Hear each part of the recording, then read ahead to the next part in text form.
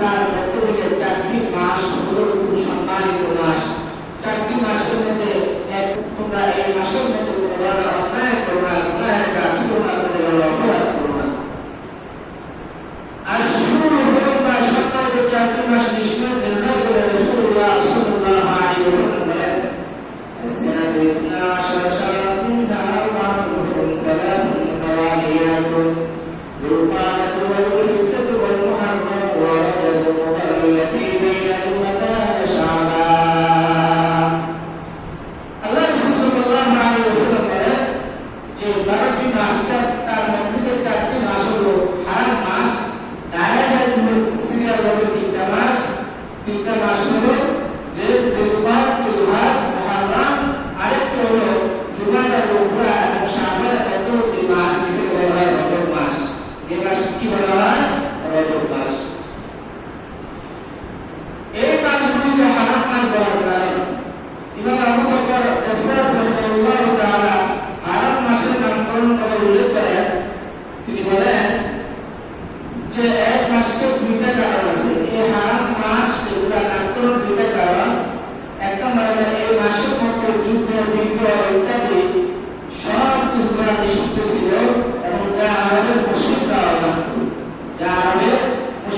মানত, আল্লাহ তাআলা বলেন, লোকে আপনাকে হারাম মাস সম্পর্কে জিজ্ঞাসা করে, তাহলে যখন মানুষ আপনাকে হারাম মাস সম্পর্কে জিজ্ঞাসা করবে এবং তাকে যুদ্ধ করা কেন নিষেধ, আপনি বলবেন যে ফীহি মা ইসমুন কাবীর ওয়া মানাফিউ লিন-নাস। আল্লাহ তাআলা কুরআনুল কারীমের মধ্যে বলেন, ইসআলুনাকা আনিশ শাহরিল হারাম। লোকেরা আপনাকে হারাম মাস সম্পর্কে জিজ্ঞাসা করবে। ইসআলুনাকা আনিশ শাহরিল হারাম কিতালিন ফীহি, কিতালিন ফীহি। লোকেরা আপনাকে হারাম মাস সম্পর্কে জিজ্ঞাসা করবে যে এই মাসের মধ্যে যুদ্ধ, বিগ্রহ নিষিদ্ধ দিলাম। আপনি বলবেন কিতালিন ফীহি কাবীর। এই মাসের মধ্যে বিভিন্ন ধরনের অন্যায় কাজ, যুদ্ধ ইত্যাদি করে এগুলো বড় পাপ, বড় ধরনের গুনাহ। 4টি মাসকে হারাম মাস সম্পর্কিত মাস ঘোষণা করা হয়। 4টি মাসকে ঘোষণা করা হয় বলে যেহেতু জিলকাদ, জিলহজ এবং রজব মাস, এই মাসগুলোর মধ্যে সূচনা মাত্র থেকে শুরু হয় হাজার বছর, হাজার আমল এবং ধারাবাহিকভাবে আমল, এমনকি শেষে মুহররম মাস। এই মাসটা অন্যান্য যত মাস আছে বিভিন্ন মাস থেকে এই মাসটা অনেক সম্মানিত এবং আল্লাহ তাআলা মাসগুলো ঘোষণা করেছেন। এই কারণে এই মাসটা এবং এই 4টা মাস থেকে আল্লাহ তাআলার কাছে অধিক প্রিয়। কারণ এই 4টা মাসের মধ্যে মানুষ আমল বেশি করে, যেমন রজব মাসে মানুষ বেশিরভাগ কি করে অন্যায় করে থাকে এবং শাবান এরপরে বলা হয় জিলকদ, জিলহজ মানুষ হজ করে থাকে এবং মুহররম মাস, এই মাস আল্লাহ পাক রব্বুল আলামিন বহু জাতিকে মুক্তি দিয়েছেন।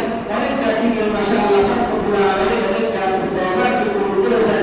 অনেক নবী রাসূল যারা ছিলেন তাদের দোয়াকে আল্লাহ পাক রব্বুল আলামিন কবুল করেছেন।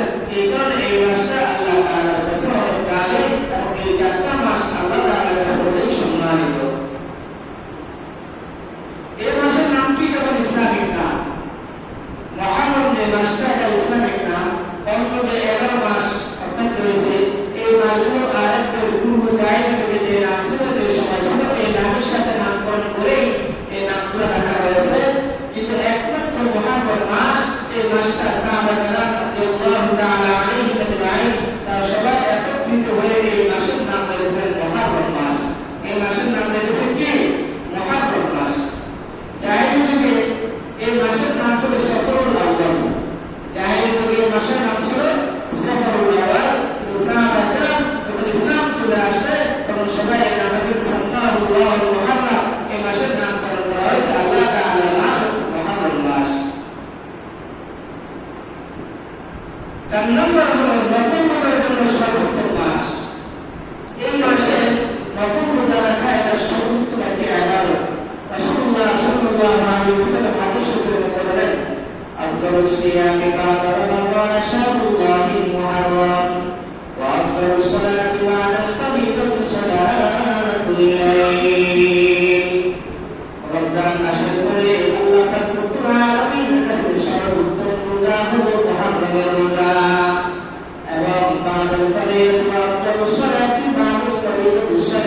إليك